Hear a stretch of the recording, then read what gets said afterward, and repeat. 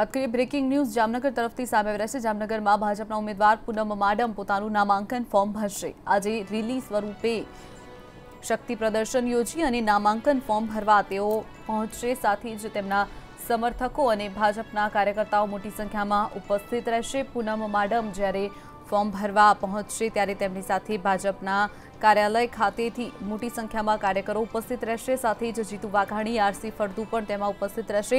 ગત ચૂંટણીમાં જંગી બહુમતીથી તેમણે વિજય મેળવ્યો હતો અને આ વખતે પણ જંગી બહુમતીથી મત મેળવે તેવી આશા વ્યક્ત કરવામાં આવી છે। તો હાલ આ જંગી રેલીમાં પૂનમબેન પહોંચી ચૂક્યા છે, જ્યાં જીતુ વાઘાણી તેમની સાથે ઉપસ્થિત છે। સાથે જ આરસી ફળદુ પણ તેમાં ઉપસ્થિત છે।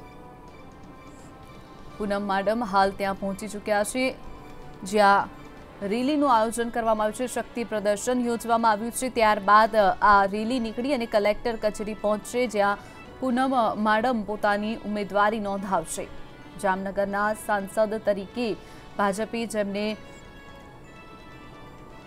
નામ જાહેર કર્યું છે, ઉમેદવાર બનાવ્યા છે, તેવા પૂનમ માડમ હાલ સભા સ્થળ પર પહોંચ્યા છે, જ્યાં જંગી રેલીનું આયોજન કરવામાં આવ્યું છે। મોટી સંખ્યામાં ભાજપના કાર્યકરો અને સાથે જ પૂનમ માડમના સમર્થકો પણ તેમાં ઉપસ્થિત રહ્યા છે। થોડી જ ક્ષણોમાં તેઓ કલેક્ટર કચેરી ખાતે પહોંચશે અને જ્યાં તેઓ નામાંકન ફોર્મ ભરશે। તેમની સાથે જીતુ વાઘાણી અને આરસી ફળદુ પણ ઉપસ્થિત છે।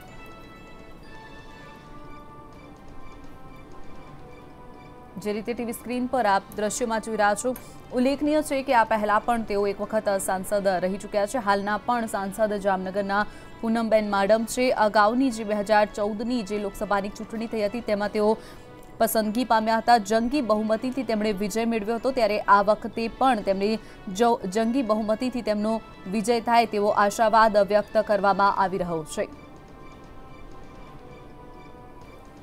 વાત કરીએ અંગે વધુ માહિતી માટે મંતવ્યના સંવાદદાતા સલમાન ખાન આપણી સાથે જોડાયા છે। સલમાન, જણાવશો જે રીતે જામનગરથી પૂનમ માડમ પોતાનું ઉમેદવારી ફોર્મ ભરવા જઈ રહ્યા છે, ત્યારે તેમની સાથે કયા કયા દિગ્ગજ નેતાઓ ઉપસ્થિત છે, જે શક્તિ પ્રદર્શનનું આયોજન કરવામાં આવ્યું છે, કેવી રીતનો સમગ્ર કાર્યક્રમ રહેશે? સલમાન, આપણે જણાવી દઉં તો જામનગર લોકસભા બેઠક પર પૂનમ માડમને ફરી એકવાર પાર્લામેન્ટરી બોર્ડ દ્વારા રજૂ કરવામાં આવ્યા છે અને ગત લોકસભાની ચૂંટણીમાં પૂનમબેન માડમ છે તે જંગી બહુમતી એટલે કે 2.5 લાખની બહુમતીથી તેઓ વિજય પામ્યા હતા। આ વખતે પણ વિશ્વાસ મૂકી અને પાર્લામેન્ટરી બોર્ડ દ્વારા તેઓને ટિકિટ ફાળવવામાં આવી છે, જેને લઈ અને આજે પૂનમબેન માડમ છે તે નામાંકન પત્ર જે છે તે ભરવા જઈ રહ્યા છે। અને ખાસ કરી અને જે નામાંકન પત્ર ભરવા પહેલા જે વિજય વિશ્વાસ સંમેલન ભાજપ દ્વારા તે સંમેલનનું જે આયોજન કરવામાં આવ્યું છે, તેમાં ખાસ કરીને પ્રદેશ અધ્યક્ષ જીતુભાઈ વાઘાણી સહિતના જે રાજ્યના મંત્રીઓ અને કેબિનેટ મંત્રી મનસુખ માંડવિયા સહિતના આગેવાનો અને મોટી સંખ્યામાં કાર્યકરો છે તે ઉપસ્થિત રહ્યા છે। અને ખાસ કરીને જે વાત કરીએ તો દેવભૂમિ દ્વારકામાં કોંગ્રેસને જે મોટો ફટકો પડી શકે તે રીતે પીએસ જાડેજા પ્રમુખ છે તે જીતુ વાઘાણીના અધ્યક્ષસ્થાને છે તે હાલ ભાજપમાં કેસરીઓ ખેસ પહેર્યો છે, એટલે કે કહી શકાય ક્યાંક ને ક્યાંક જામનગરની બેઠક પર જે રાજ્યભરની નજર રહેલી છે, ત્યારે હાલ તો પૂનમબેન માડમ છે તે રેલી સ્વરૂપે શક્તિ પ્રદર્શન સાથે છે તે પોતાનું નામાંકન પત્ર ભરવા નીકળી ગયા છે। બિલકુલ સલમાન, જે રીતે વાત કરવામાં આવે કેટલી સંખ્યામાં કાર્યકરો ઉપસ્થિત છે, કાર્યકરો અને તેમના પૂનમબેનના સમર્થકોમાં કેવો માહોલ જોવા મળી રહ્યો છે?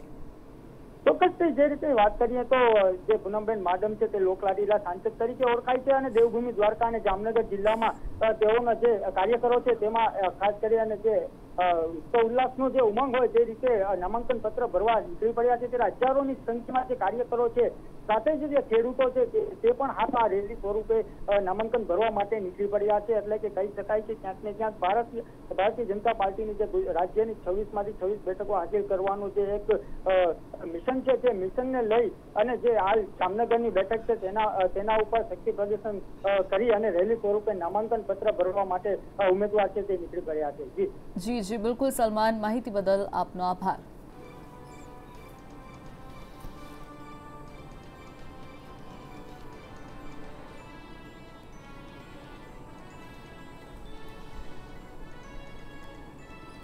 તો વાત કરીએ જામનગરના જે ઉમેદવાર છે પૂનમ માડમ, તેમની સાથે મંતવ્યના સંવાદદાતા જેઓ જામનગરથી તેમની સાથે ખાસ વાતચીત કરી હતી, નજર કરી તેના પર। લોકસભાની ચૂંટણીના રોકતાળો વાગી ગયા છે ત્યારે ખાસ કરીને જામનગર બેઠક પરથી ભાજપના ઉમેદવાર પૂનમબેન માડમ સાંસદ જેઓ હાલ ફોર્મ ભરવા જઈ રહ્યા છે. આપણે ખાસ કરીને પૂનમબેન જોડે જ વાત કરીશું. બેન, ખાસ કરી અને આજે આપ ફોર્મ ભરવા જઈ રહ્યા છો,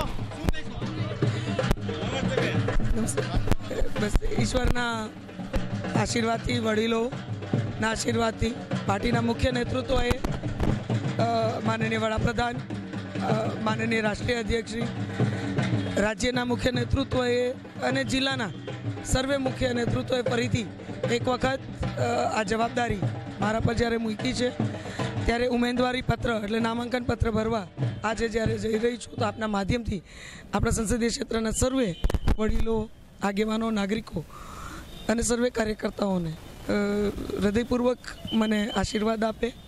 ભવિષ્યમાં પણ એ મારી જીત નહીં હોય, એ જીત હશે તો સમગ્ર આપણા ક્ષેત્રની જીત હશે.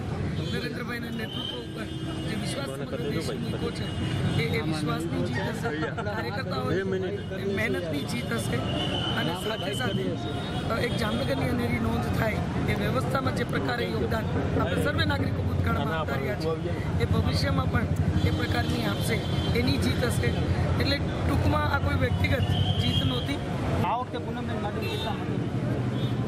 કીધું એમ, આ જીત આપણા વિસ્તારની જીત છે.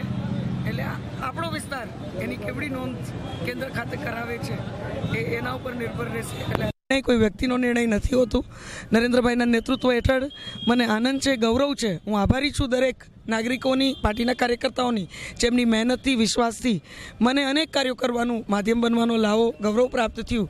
ત્યારે ભવિષ્યમાં પણ એવી ને એવી નોંધ ક્યાંક કેન્દ્રમાં આપણે સૌ કરાવવામાં સફળ થાય અને વધુને વધુ સુવિધાઓ, અધિકારો અને મળવાપાત્ર લાભો આપણને પ્રાપ્ત થાય અને વ્યવસ્થામાં માત્ર મને માધ્યમ બનવા માટે નિમિત્ત આપણા નાગરિકો કરે એટલી જ એક વિનંતી સાથે, અને મને ખાતરી છે જામનગરની અનેરી નોંધ કેન્દ્ર સુધી આપણા સર્વે નાગરિકો કરશે એ વાતમાં મને પૂરેપૂરો વિશ્વાસ છે. તો 2 લાખની જંગી બહુમતીથી જીત્યા હતા ત્યારે આ વખતે પણ ક્ષેત્રના જે મતદારો છે તે મતદારો જ નોંધણી કરશે કે તેઓનો હાલ પૂનમબેન માડમને કેટલા મતોથી વિજય કરવા. કેમેરા પર્સન હનીફ શાહ સાથે સલમાન ખાન, મંતવ્ય ન્યૂઝ, જામનગર.